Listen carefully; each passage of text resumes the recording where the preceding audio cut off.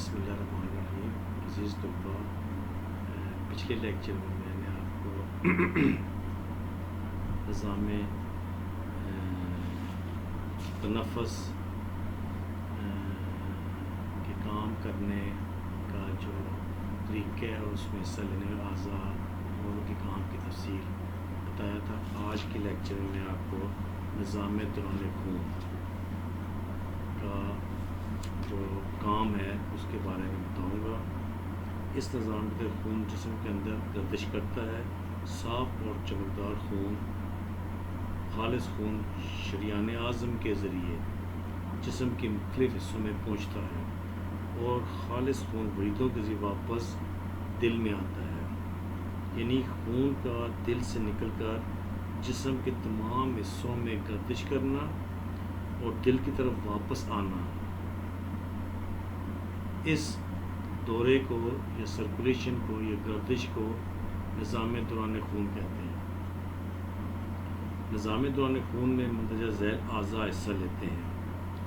Number 1 شریانیں، number 2 وریدیں، number 3 عروق شاریہ اور number 4 دل۔ 4 ہیں یہ۔ پھر بتا دیتا ہوں، شریانیں، وریدیں، عروق شاریہ اور دل۔ اب ان کی جو ہے تفصیل، وہ شریانیں، آرٹریز،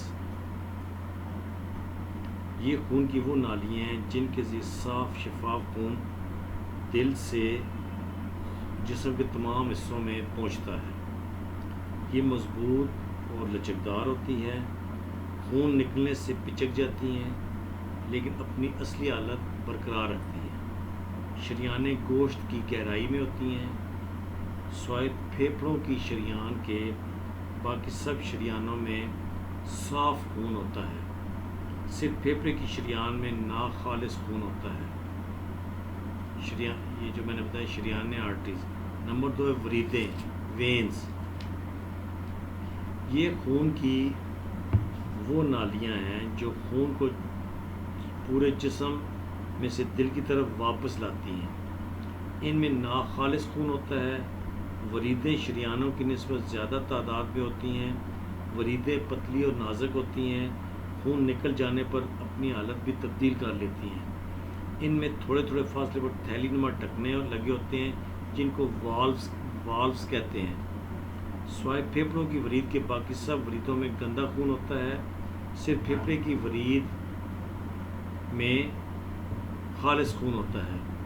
ورید کٹ جانے کی صورت میں خون اتنے پریشر سے خارج نہیں ہوتا جتنا کہ شریان کے کٹ جانے کی صورت میں خارج ہوتا ہے۔ نمبر 3 ہے عروق شاریہ، کیپلریز۔ یہ خون کی بہت باریک نالیاں ہوتی ہیں جو صرف خوردبین سے آپ دیکھ سکتے ہیں۔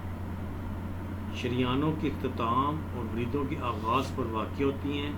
ان کی دیواریں اتنی پتلی ہوتی ہیں کہ خوراک اور آکسیجن میں سے گزر کر بافتوں میں چلی جاتی ہے۔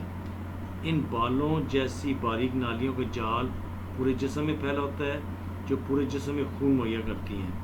ناخنوں کے نیچے، یہ جو نیلز کے نیچے نظر آنے والا خون عروق شاریہ میں دوڑ رہا ہوتا ہے۔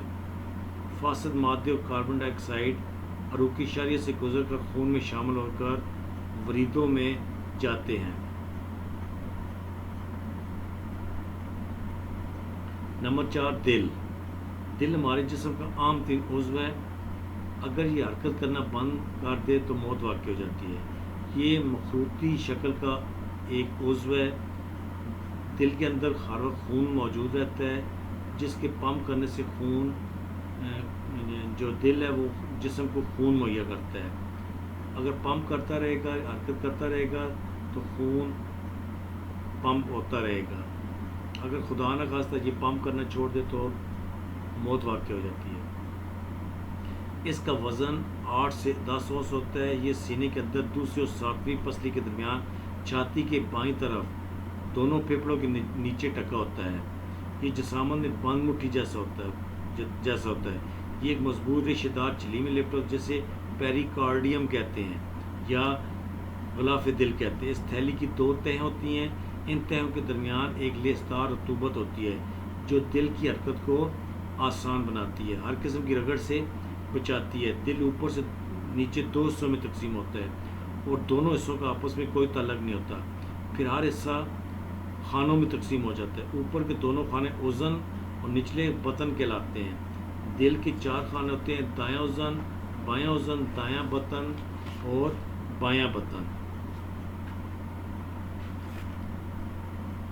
ہر اذن اپنے نیچے کے بطن سے ایک والو کے ذریعے منسلک ہوتا ہے. دایاں اذن جس والو کے ساتھ دائیں بطن ملا ہوتا ہے اس والو کو ٹرائی کیپسٹ والو کہتے ہیں، یعنی 3 ٹکنوں والا والوز. جبکہ بایاں اذن جس والو کے ذریعے بائیں بطن سے ملا ہوتا ہے اس والو کو بائی کسپٹ والو کہتے ہیں، یعنی 2 ٹکنوں والا والو. ان دونوں والوز کا کام ہے کہ وہ خون کو بطنوں میں تو جانے دیتے لیکن واپس اذن میں نہیں آنے دیتے. اس طرح دایاں بطن پھیپھڑوں کی شریان اور بائیں بطن شریان اعظم کے درمیان جو ٹکنا ہوتا ہے اس کو سیمی ہیومر والو یعنی حلالی ٹکنا کہتے ہیں. ان سب ٹکنوں کا خون کو آگے تو جانے دیتا ہے لیکن واپس نہیں آنے دیتا. آج کے لیے یہ کافی. کل انشاءاللہ آپ کو اگلا ٹاپک جو ہے اس سے آگے میں آپ کو بتاؤں گا.